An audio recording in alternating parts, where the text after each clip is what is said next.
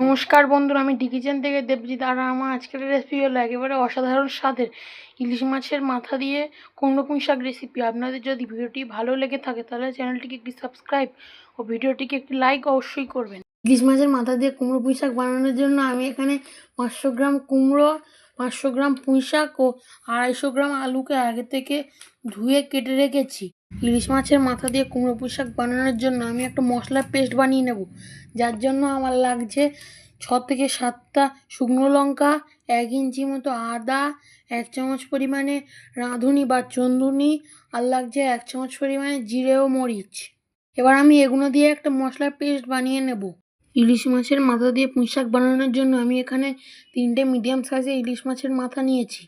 এবার আমি ইলিশ মাছের মাথাগুলো নুন হলুদ মাখিয়ে নেব, যার জন্য সবার আগে নিচ্ছি 1 চামচ পরিমাণে হলুদ গুঁড়ো, দিচ্ছি 1/2 চামচ পরিমাণে নুনটা কিন্তু আপনারা আপনাদের পরিমাণ মতো দেবেন। এখন মাছের মাথাগুলো নুন হলুদ মাখানো হয়ে গিয়েছে। এবার আমি মাছের মাথাগুলোকে ভেজে নেব। ইলিশ মাছের মাথাগুলো ভাজার জন্য গ্যাসে একটা কড়া বসিয়ে নিয়েছি। এবার এর মধ্যে দিচ্ছি বেশ খানিকটা পরিমাণে সর্ষের তেল।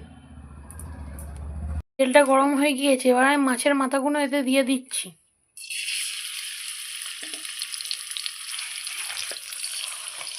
আমার মাছের মাথাগুলো এক পিঠ কিন্তু ভাজা হয়ে গিয়েছে। এবার আমি উল্টে পাল্টে অপর পিঠগুলোও ভালোভাবে ভেজে নেব।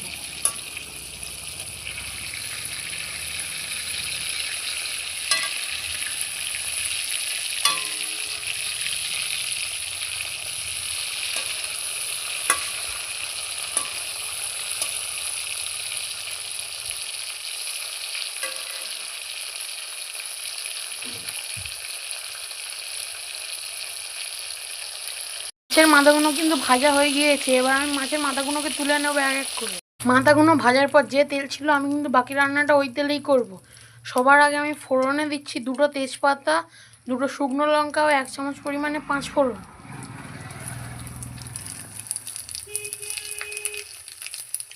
এবার আমি এটাকে 10 থেকে 15 সেকেন্ড ধরে ভালোভাবে ভেজে নেব। এবার দিচ্ছি আগে থেকে বানিয়ে রাখা মশলার পেস্টটা 1 চামচ পরিমাণে। এবার আমি এটাকে ভালোভাবে ভেজে নেব। দিচ্ছি 1 চা চামচ পরিমাণে হলুদ গুঁড়ো, দিচ্ছি 1 চামচ পরিমাণে ধনে গুঁড়ো। এবার দিচ্ছি আগে থেকে ধুয়ে কেটে রাখা কুমড়ো, পুঁই শাক ও আলুগুলো। এবার আমি এটাকে ভালোভাবে মশলার সঙ্গে মিশিয়ে নিচ্ছি।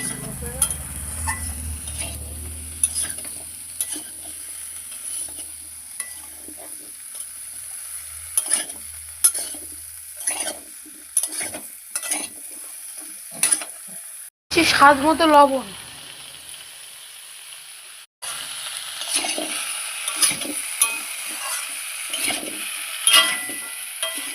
আর আমি এখানে দিচ্ছি আগে থেকে ভেজে রাখা ইলিশ মাছের মাথাগুলো।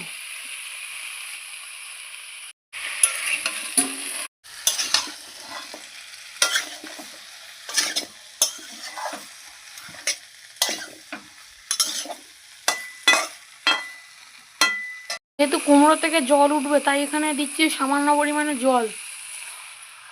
এবার এটাকে ঢাকা দিয়ে রান্না হতে দেবো 15 থেকে 20 মিনিটের জন্য।